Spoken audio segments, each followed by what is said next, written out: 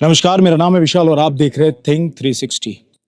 सिरे जिले का एक मुद्दा बहुत ही ज़्यादा ज्वलनशील हो चुका है। वह मुद्दा है एक प्राइवेट कंपनी को लेकर, जहाँ की 4 ग्राम पंचायत के बहुत सारे लोग, उनका मानना है कि प्रभावित होंगे अगर वह आती है। वह लोग राजस्थान के सीएम से मिले, मंत्रियों से मिले, एमपी से मिले, एमएलए से मिले, उसके बावजूद भी जन आक्रोश बढ़ता जा रहा है, उनका ये मानना है। अब हमारे साथ सिरे जिले के और राजस्थान के एमएलए, मंत्री साहब ओटाराम जी साथ हैं। आइए उनका जानते हैं कि उनका इस मुद्दे पर, जन आक्रोश पर क्या कहना है। सर, आपका क्या टेक है इस पर सर? मैं समझता हूँ कि जिस कमलेश मेटा कास्ट वाली जो बात चल रही है उसको लेकर चारी पंचायतों में बहुत बड़ी समस्या भी है। और आप सबको पता है कि 2011 में जब कांग्रेस की सरकार थी तब उस लेकर के उसको चालू किया था। उसको लेकर के पूरे राजस्थान में जैसे टीबी वाला मैटर चल रहा है, ये अपने जिस चारों पंचायतों वाला जो स्वरूपगंज वाला चल रहा है, इसको लेकर हम खुद भी चाह रहे हैं कि आने वाले समय में हमने यहाँ वहाँ के सिटिंग एमएलए समाराम जी से मेरी बात हुई थी। समाराम जी ने कहा आप मुख्यमंत्री जी से टाइम लीजिए, हम वहाँ मिलना चाह रहे हैं। मैंने खुद ने ही मुख्यमंत्री जी के साथ में बैठकर इन सबको साथ में बिठाया और जहाँ हमारी कैबिनेट बैठक होती है उसमें इनको सबको बिठाया और 60 लोगों को साथ में बिठाकर मुख्यमंत्री जी साथ में बैठे, बैठ करके उनसे वार्ता की। उनका आक्रोश था, उनके साथ में बैठकर मुख्यमंत्री जी ने कहा कि भाई आने वाले समय में आप सबको जो तकलीफ है उसका समाधान मुख्यमंत्री जी खुद ने कहा कि मैं उसका करूंगा। आने वाले समय में आपकी एक इंच भी जमीन नहीं जाएगी। मेरी ये कोशिश है कि आप चारों पंचायतों मिलकर कोर्ट में चली जाए और कोर्ट में जाने के बाद में सरकार हमेशा आपके पक्ष में खड़ी रहेगी। ये मुख्यमंत्री जी ने उनके सामने कहा। उसके बाद में भी दिनों दिन ये बात चलती रही। जब मेरे पास बात आई तो मैंने कहा भाई मुख्यमंत्री से मिला दिया। 2 दिन पहले वो मेरे से मिले, उनसे मेरी बात हुई। बात होने के बाद में उनसे मैंने बात कही तो उन्होंने सबने बैठ करके कहा हम चारों पंचायतों में बैठकर बात करके आपके पास आएंगे। मैंने कहा सरकार लेवल की जो भी बात होगी आपके साथ में बैठकर करेंगे, इसका समाधान भी करेंगे। और मैं कल तक की बात कर रहा हूँ, सरकार हमेशा वार्ता के लिए तैयार है। अब उनके कोई इश्यूज है उसको बैठकर सुलटाना है। परंतु मैं समझता हूं कि सरकार, राजस्थान की सरकार भारतीय जनता पार्टी की सरकार है। उसमें आप सबको पता है कि आने वाले समय में जनता की क्या दुख है, क्या दर्द है, क्या समस्या है, उसका समाधान करने के लिए हम भी साथ में बैठना चाहते हैं।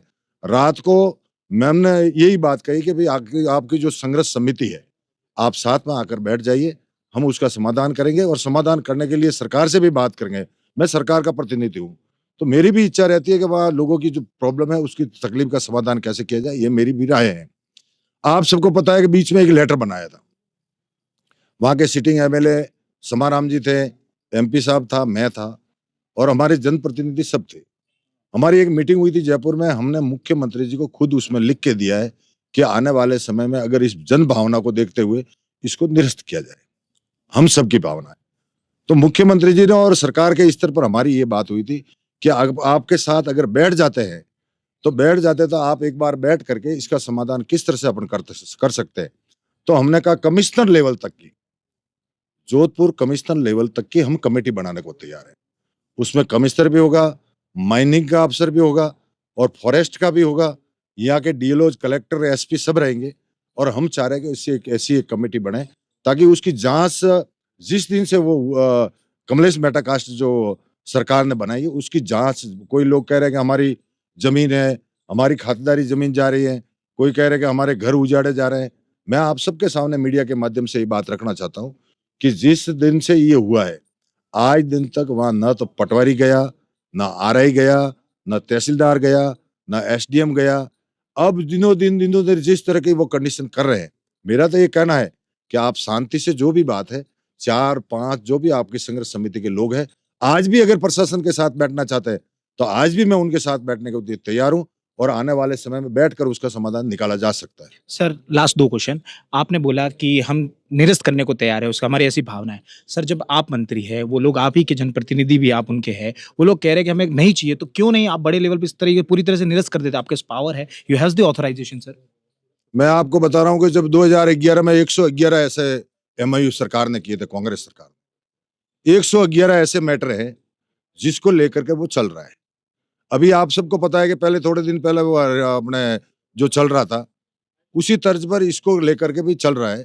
मैं समझता हूँ आने वाले समय में निरस्तीकरण के लिए तो हमने सबने जनप्रतिनिधियों ने लेटर दिया है, वही समाराम जी की लेटर पैड पे लिख के दिया है कि आने वाले समय में इसको निरस्त किया जाए।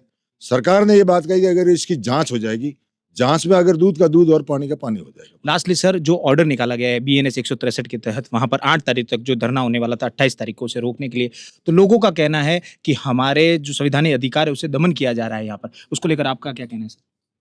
सरकार किसी का दमन नहीं करती और सरकार किसी की बात सुनने को हमेशा तैयार है।